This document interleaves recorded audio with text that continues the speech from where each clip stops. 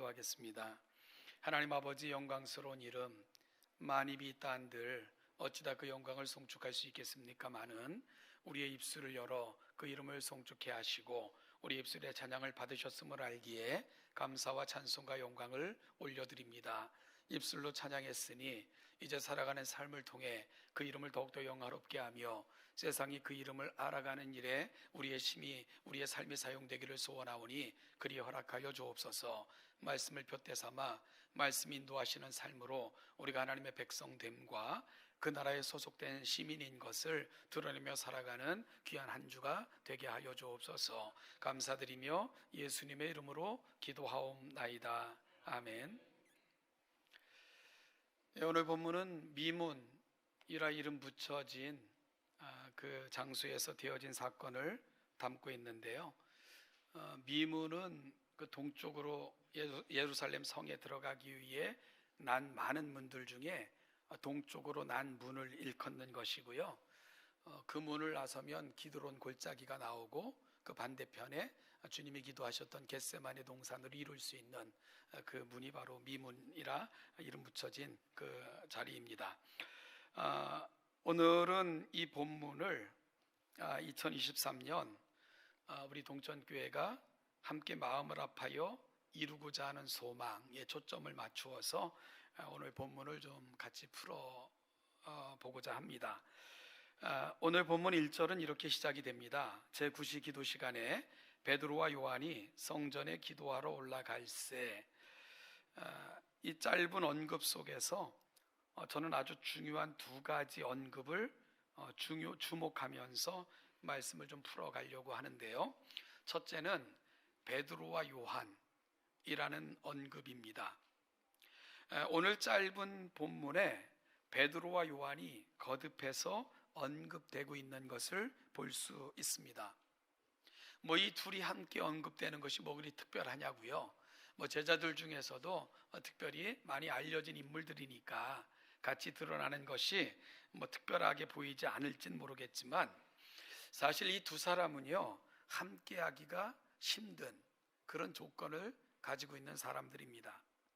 먼저 이 둘 사이에는 나이 차이가 존재합니다.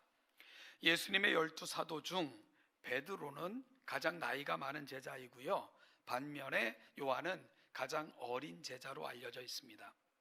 그래서 성경학자들은 두 사람의 나이 차이가 최소한 15년에서 20년 정도가 차이가 날 것으로 추정을 합니다. 여러분, 나이 차이는 언제나 함께함의 걸림돌로 그렇게 작용될 수 있는 장애가 되기도 하지요. 또 둘 사이에는 대조적인 성격이 실제합니다. 아마도 요한은 A형 정도 되는 것 같고요, 반면에 베드로는 O형으로 보여요. 요한은 매우 세심하고 조심성이 있는 반면 베드로는 무모하리만큼 즉흥적이기도 하고요, 또한 행동적입니다. 이를 보여주는 대표적인 사건이 있는데요. 예수님께서 십자가에서 죽으신 후 안식 후 첫날 무덤을 방문했던 여인들로부터 제자들은 예수님의 시체가 없어졌다 하는 이야기를 듣게 됩니다. 그러자 제자들 중에 두 사람이 뜀박질을 무덤을 향해 시작을 하는데요, 제일 먼저 달리기 시작한 것은 베드로입니다. 그리고 이어 두 번째 제자가 베드로를 따라가기 시작을 했죠. 그런데 나이 차이를 극복할 수 없었는지 이내 무덤에 도착하기 전에 베드로는 뒤따라온 제자에게 추월당하고 맙니다. 그렇게 베드로를 추월한 제자가 먼저 무덤에 도착을 하죠. 그런데 무덤에 도착해서는 마치 얼어붙은 사람처럼 머뭇거리면서 무덤 안에 들어가지를 못합니다. 그래서 무덤 밖에서 안을 쳐다보는 것으로 대신했죠. 야, 이거 들어가다가 무슨 일이 있는 거 아니야? 너 들어가다 보면 또 어려움 당하는 거 아니야? 아마 온갖 생각이 교차했을 것이라 짐작이 됩니다. 왜냐하면 예수님의 처형 사건은 그 당시 대단한 이슈였지 않습니까?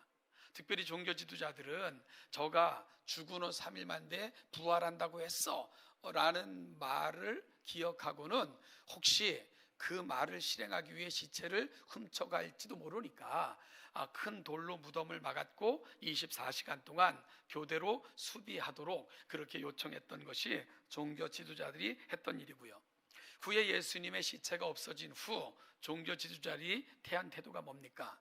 가짜 증인들을 사서는 제자들이 시체를 훔쳐갔다, 이런 소문을 내지 않았습니까? 그러니까 어찌 보면은 요한은 무덤에 일찍 도착하기는 했지만 아마 주저하면서 무덤 안에는 들어가지 못했을 거다라는 생각이 들지요.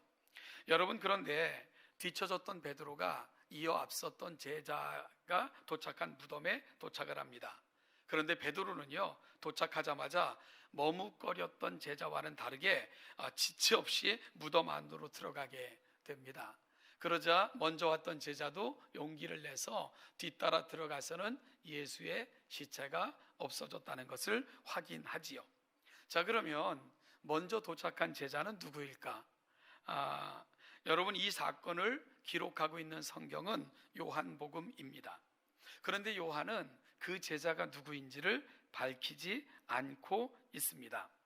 우리가 요한복음을 읽고 있으면 요한의 성격이 어땠을까 하는 것을 추측할 수 있습니다. 요한의 글을 읽고 있으면 아주 세심함, 유려함, 그리고 디테일이 살아있는 그런 글을 요한은 쓰기 때문입니다. 그는요, 혼인 잔치집에 초대받아 갔던 그 집에 돌 항아리가 몇 개 놓여 있었고 그 상태가 어땠는가까지도 자세히 기억하며 기록하고 있고요. 각 사건에 등장하는 인물들의 성격 및 이름까지도 정확하게 기록하고 있습니다. 심지어 요한복음은요, 베드로가 칼로 쳐 귀를 자른 종의 이름까지도 정확하게 기록하고 있는 그 디테일한 모습을 그의 글을 통해서 보여주고 있죠. 그런데 요한복음을 읽어보고 있으면 유독 한 사람의 이름만이 익명으로 처리되고 있는 것을 알게 됩니다.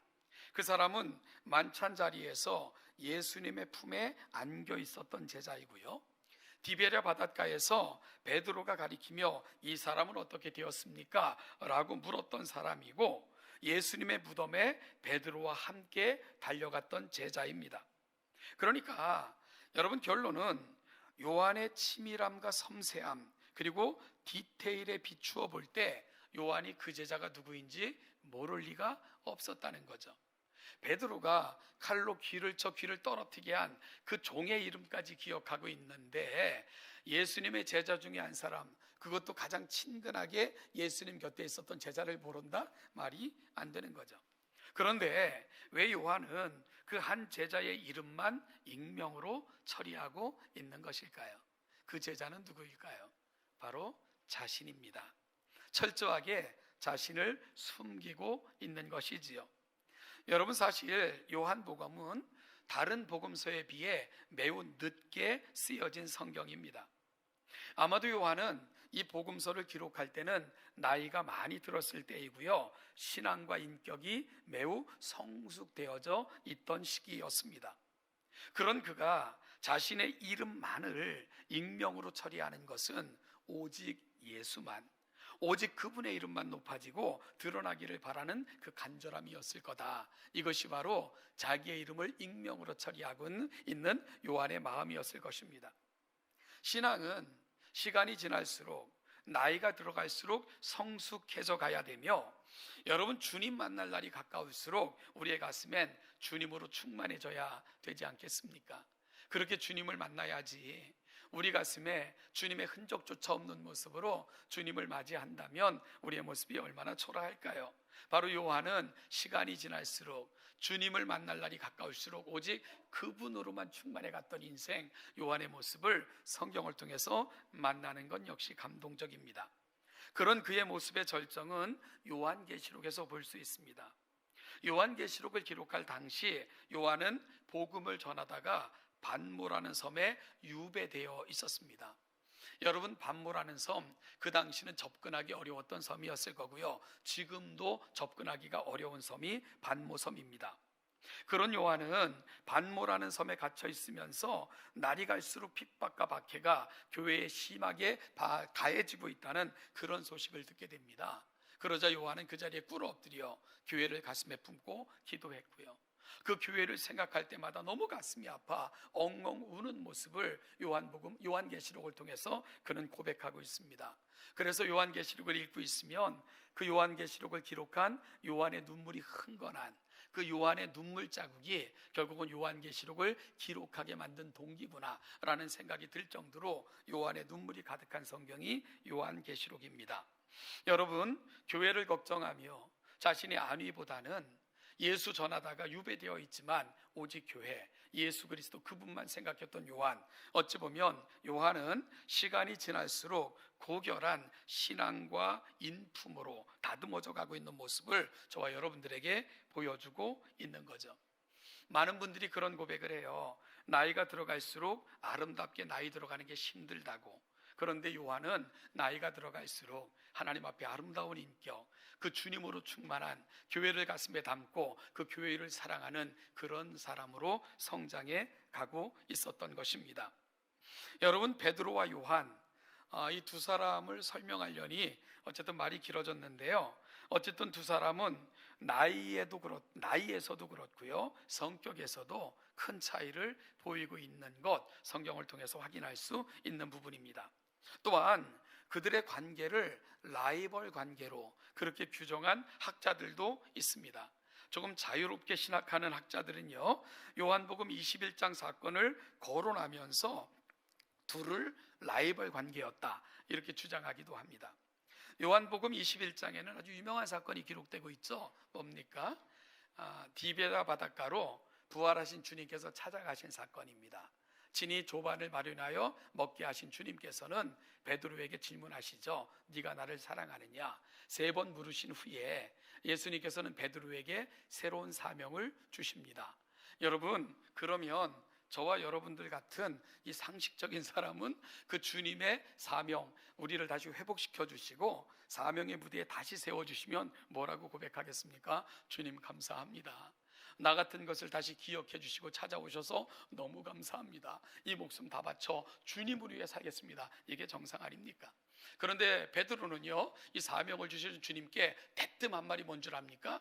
그러면 이 사람은 어떻게 됩니까? 그러면서 옆 사람을 가리키면서 이 사람은 어떻게 될 겁니까? 라고 물어요. 그러자 주님께서는 내가 올 때까지 그를 머물게 하고자 할지라도 네게 무슨 상관이냐? 너는 나를 따르라 라고 대답을 하셨습니다. 무슨 말입니까? 너나 잘해. 너만 잘하면 돼. 너만 걱정이라니까. 아마 그런 뜻으로 들립니다. 여러분, 그래서 이 베드로의 말을 통해서 일부 학자들은 둘의 관계를 라이벌 관계로 그렇게 규정하기도 했어요. 그래서 초대교회는 베드로파도 있었고 요한파도 있었고 뭐 이런 식으로 해석하는 그런 학자들도 있었습니다. 그러나 오늘 본문에서 만나는 두 사람은 여러분, 베드로파, 요한파를 우리에게 전혀 보여주고 있지 않죠. 오늘 두 사람은 가장 아름다운 동행을 이루어내고 있기 때문입니다. 그래서 오늘 본문에서 바라볼 수 있는 베드로와 요한, 이 표현은요, 다름이 틀림이 아니고요, 함께 어우러질 때 가장 아름다운 빛을 만들어낼 수 있다는 것을 이 두 사람은 보여주고 있는 것입니다. 베드로와 요한이라는 이 언급 속에서 나이를 넘어, 세대를 넘어, 그리고 다름을 넘어, 또한 함께 경쟁 관계로 나아갈 수 있는 치열함을 넘어, 그 모든 것을 넘어 아름다움으로 조화된 그 빛을 보여주고 있는 것, 베드로와 요한이라는 표현이 갖고 있는 아름다움인 거죠. 여러분, 우리 동천교회는 참 다양한 세대가 함께 어우러져 신앙생활하는 교회 아니겠습니까? 이 자리에 앉아 계신 분들은 생각하기를 나는 베드로야 라고 생각하시는 분들도 있을 거예요. 아마 나이가 좀 지긋하신 분들은 나는 베드로 쪽에 속해 있겠지 라고 생각하시는 분들이 있을 거고요. 그런가 하면 나는 요한이야 라고 생각하는 분들이 계실 거예요. 그래도 조금 아직은 젊다고 생각하시는 분들은 그런 생각을 가질 수도 있겠어요. 살아온 삶의 상황들이 다르시고요, 지탱해온 세월의 무게가 다를 수밖에 없는 그런 다양한 세대가 함께 어우러져 있는 거죠. 여러분, 그러다 보니까 이 세대가 벽이 될 수도 있는 거고요, 또 서로 이해할 수 없는 담이 될 수도 있는 거고요, 서로를 판단하는 그려놓은 선이 될 수도 있는 거죠. 그리고 어찌 보면 우리 안에는 그 세대가 만들어 놓은 벽, 그리고 서로 이해가 다름으로 만들어 쌓아놓은 담, 그리고 우리의 상황과 여건, 살아왔던 삶의 무게가 만들어 놓은 선들, 이런 것들이 여전히 존재할지도 모르겠다 싶은 생각을 해보게 됩니다. 그래서 베드로와 요한이라는 표현은 더 절실한 표현으로 다가오는지 모르겠어요. 이 표현 속에는 세월이 극복되고 나이가 문제되지 않으며 다름이 걸림돌이 되지 않기 때문입니다. 그리고 이 표현 속에서 신앙의 새로운 세대, 새로운 역사가 시작되고 있기 때문입니다. 그리고 이어지는 사도행전은요, 바로 그 조화가 만들어낸 아름다움을 끊임없이 우리에게 보여주고 있습니다. 하나님의 거룩한 사역 속에서 나이는 전혀 문제되지 않았어요. 그들의 성분 전혀 문제되지 않았습니다. 지역 전혀 문제되지 않았습니다. 그들은 하나가 되어 하나님의 역사에 다시 세워 그 역사를 만들어가는 위대한 관계들, 사도행전의 나머지 역사도 바로 또 다른 베드로와 요한을 보여주고 있지요. 자, 그러면 여러분, 어떻게 하면 우리 안에도 이 베드로와 요한이라는 표현이 가능해질까요? 수없이 많은 세대들이 어우러져 있는 우리 교회, 살아온 삶이 다르고 배경이 다르고 삶의 무게들이 다른 이 다양한 계층들이 모여있는 우리 교회, 어떻게 하면 우리도 베드로와 요한이 될 수가 있을까요? 우리가 신앙의 역사를 만들어가기 위해서 우리에게 필요한 건 뭘까? 첫째는요, 신앙의 거룩한 습관을 모두가 소유하셔야 됩니다. 신앙의 거룩한 습관을 소유하셔야 됩니다. 오늘 본문은 제9시 기도 시간에 라는 표현으로 시작되고 있습니다. 곧 베드로와 요한은 함께 기도하기 위해 성전을 찾은 것입니다. 여러분, 유대인들에게는 하루 3번씩 기도하는 습관이 있다고 해요. 새벽에, 오후 3시에, 그리고 저녁에. 이런 흔적들이 성경 곳곳에 존재합니다. 우리 주님께서도요, 때로는 새벽에 깨어 기도하시기도 하셨고 밤이 맞도록 기도하기도 하셨던 기도의 습관을 가지고 계셨고요. 그런가 하면은 고넬료도 제9시 기도 시간, 이 성경에서 몇 시 할 때 플러스 6을 하면 오늘 우리가 사용하는 시간이 도출이 됩니다. 따라서 제9시 기도 시간은 오후 3시를 말하는 거죠. 고넬료도 전통을 좇아 기도했다라고 성경은 기록하고 있고요. 비록 포로로 끌려간 땅이지만 다니엘도 하루 3번씩 예루살렘을 향하여 난 창에 기도했다라고 표현하고 있는 것을 보면 그들에게는 거룩한 기도의 습관이 있었던 것을 보게 됩니다. 사랑하는 여러분, 교회가 하나 되는 비결, 그게 뭔지 압니까? 이 거룩한 습관을 함께 공유하는 것입니다. 그럴 때 교회는 온전한 하나가 될 수 있습니다. 저는 지난 2월 3일 금요 기도회 때요, 여러분, 금요 기도회를 인도하면서 얼마나 가슴 벅찬 감동을 경험했는지 몰라요. 그날은 청소년부 수련회가 진행됐던 날이었는데요, 청소년부 수련회 기간 중 모든 청소년들이 이곳에 함께 모여 금요 기도회에 참석을 했습니다. 제가 맨 앞에 앉아 있었는데 제 옆에도요, 중3 여학생 2명이 같이 앉아서 찬양을 했고요. 너무 좋아가지고 제가 말씀을 전하다가 이든 카페에서 내 이름 대고 외상으로 마음껏 먹어.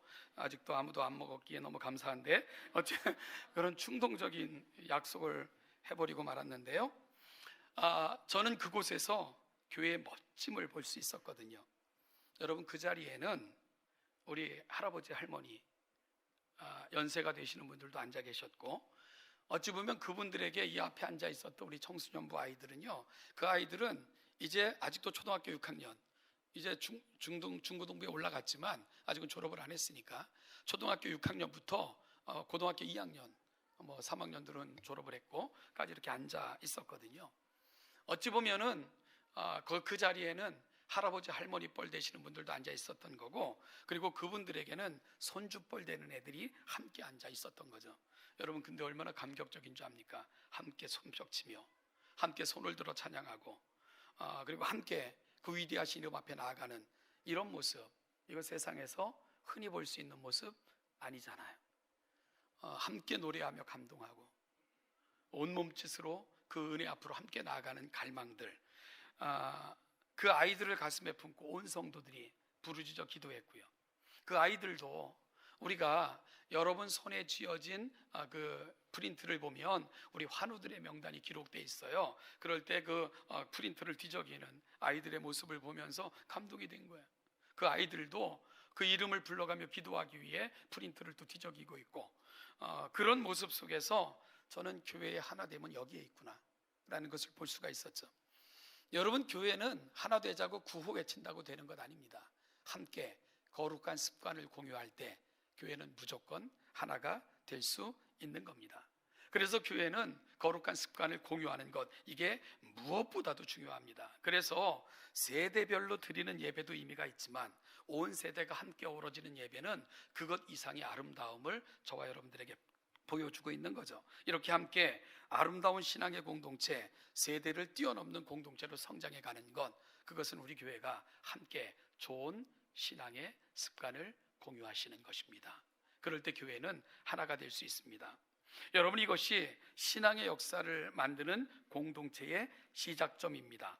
그리고 이런 신앙의 좋은 습관을 키울 수 있는 가장 좋은 방법은 교회가 정한 예배와 기도회, 그리고 말씀을 배우는 시간에 애정을 갖고 참여하시는 거예요. 여러분, 그럴 때 우리는 함께 하나님의 말씀을 공유하고, 그리고 그 가치를 가슴에 담고 그렇게 어우러져 위대한 신앙의 세대 베드로와 요한으로 성장해 갈 수 있는 것이지요. 이 아름다운 시작이 저와 여러분, 우리 사랑하는 동천 공동체 속에 임하기를 주님의 이름으로 축복합니다. 여러분, 신앙의 역사를 만드는 공동체로 가는 둘째는 다시 성육신입니다. 성육신의 정신을 어떻게 요약할 수 있다고요? 성육신의 정신이 뭐라고요? 낮아짐과 섬김과 희생. 저는 그렇게 성육신의 정신을 늘 정의합니다. 예수님은 높고 높은 하늘 보좌 버리시고 낮고 천한 이 세상에 피조물의 형상을 입고 낮아지셨습니다. 친히 허리에 수건을 동이시고, 그리고 대야에 물을 담아 제자들의 발 앞에 꿇어 앉으셨습니다. 일일이 흙 묻은 그들의 발을 물로 씻어주신 주님께서는 메어있던 수건을 헐어 그들의 발을 일일이 닦아주셨습니다. 그리고는 말씀하셨습니다. 내가 주와 선생이 되어 너희에게 모범을 보였으니 너희도 이렇게 행하는 것이 마땅하니라 라고 말씀을 하셨습니다. 그만큼 예수님께서는 우리를 섬김의 모범이 되어주셨고요, 그리고 또한 자신의 피 한 방울, 물 한 방울까지도 십자가 위에서 다 쏟으시면서 마치 죄를 전가받고 광야로 끌려가서 외롭게 죽어갔던 아사셀 염소처럼 주님은 우리를 위한 희생 제물이 되어주셨습니다. 그 속에서 우리는 거룩한 은혜를 힘입어 하나님의 자녀라 일컬음을 받는 의에 이르게 된 것이고요. 사랑하는 여러분, 세대를 뛰어넘어 하나가 되는 역사, 그 역사를 만들어가는 교회가 되려면 바로 중요한 것이 있다면 우리가 성육신의 정신으로 다시금 하나님 앞에 서는 것입니다. 그리고 이 성육신의 정신을 여러분 실천되기 위해서 우리 교회가 이 정신을 함께 공유하려면 사실은 우리 어르신들의 역할이 굉장히 중요합니다. 우리 동천교회를 애정을 갖고 지금까지 눈물과 기도로 세워오셨던 여러분들의 헌신이 또다시 요구되어지는 측면입니다. 지금까지 교회를 섬기시고 온몸으로 헌신하신 어르신들께는 정말 죄송하지만 이 일은 어르신들로부터 시작이 되셔야 됩니다. 저를 비롯해서 나는 베드로일 거야 라고 생각하는 세대부터 먼저 실천을 하셔야 됩니다. 그렇게 요한이라고, 아니 그보다 더 젊은 세대라고 생각하는 사람들에게 우리가 먼저 성육신의 모범을 보여줘야 되고요, 그리고 다음 세대가 이 가치를 가슴에 담도록 도와줘야 되고, 그래서 그들도 이 가치를 공유한 세대로 만들어내야 되는 것, 그것이 바로 먼저 은혜 받고 이 교회의 공동체로 부름받은 저와 여러분들이 감당해 내야 되는 너무나도 중요한 사명입니다. 어떤 교육학자는 현 세대의 사명을 다리, 브릿지라는 말로 표현했습니다. 즉 오늘 세대는 다음 세대가 밟고 지나 미래로 나아갈 다리가 되어 주어야 된다, 이런 말로 사명을 표현을 했어요. 즉 기성세대는 기꺼이 다음 세대가 밟고 지나가도록 발판 역할을 해야 되며 디딤돌 역할을 해줘야 된다. 그래야 미래가 우리에게 다가오는 거다, 이런 얘기를 했죠. 여러분, 다리, 낮아짐과 헌신과 희생이 요구되어지는 개념 아니겠습니까? 이 최재천 씨가 쓴 생명이 있는 것은 다 아름답다, 그 책 96페이지에 보면 이런 구절이 있습니다. 자식을 위해 희생하는 부모로 염랑거미를 따를 자 있으리야. 염랑거미 암컷은 번식기가 되면 나뭇잎을 말아 작은 두루 주머니를 만들고 그 속에 들어앉아 알을 낳는다. 새끼들을 온갖 위험으로부터 보호하기 위해 밀폐된 공간을 만들었지만 그들을 먹일 일이 큰일이다. 그래서 염랑거미 어미는 자신의 몸을 자식들에게 먹인다. 이런 표현이 있어요. 여러분, 교회는 자신의 살과 피를 먹임으로 우리를 살리신 그 은혜로 인하여 이 자리에 앉아있는 공동체, 그게 교회입니다. 주님은 자신의 살을 우리에게 베어 물리시고 그들의 피를 마시게 하심으로 우리를 거룩한 공동체로 만들어 이 자리에 앉혀 놓으신 거예요. 그러니 교회만큼 사랑을 아는 사람들이 어디에 있을까요? 여러분, 사랑이 뭔지를 교회만큼 표현할 수 있는 사람들이 세상에 어디 있을까요? 하나님이 친히 인간이 되셔서 이 땅에 오심으로 자신의 살을 먹이시고 자신의 피를 마시게 하심으로 하나님이 친히 자녀 삼아 주시기 위해 모든 것을 쏟아부어 결국은 사랑을 완성하고야만 공동체, 그래서 교회라 이름한 사람들, 우리만큼 사랑을 하는 사람이 세상에 어디에 있습니까?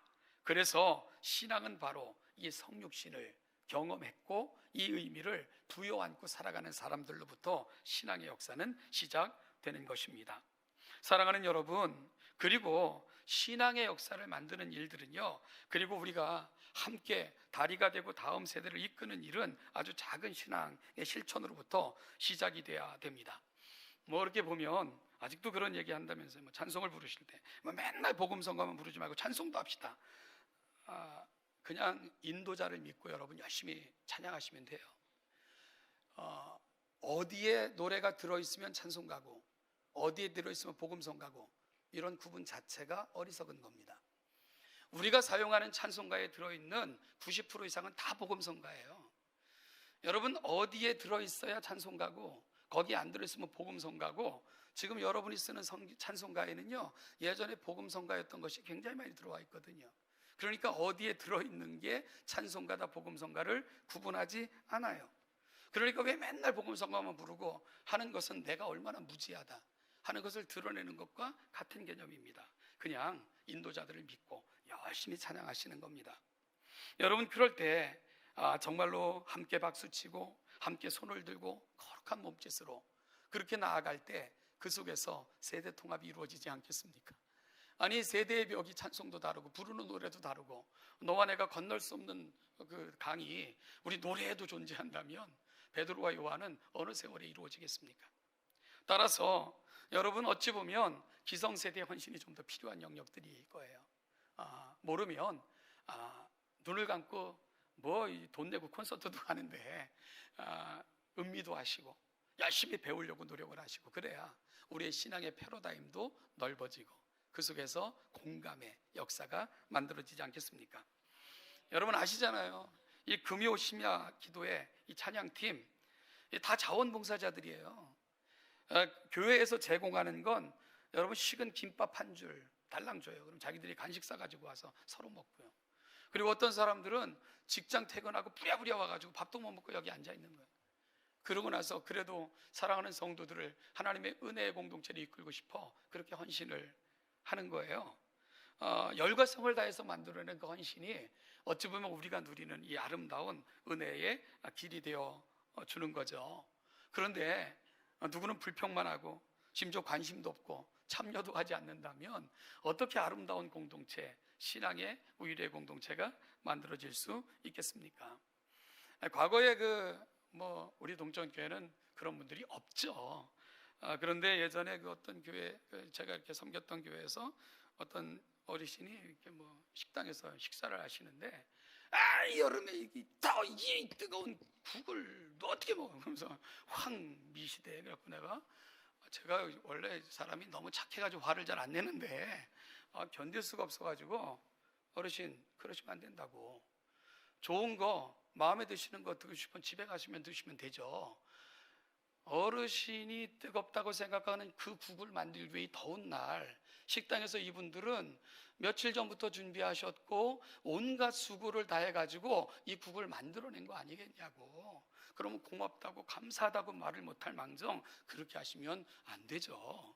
그랬더니 뭐 별로 표정 좋지도 않게 그냥 가시대요.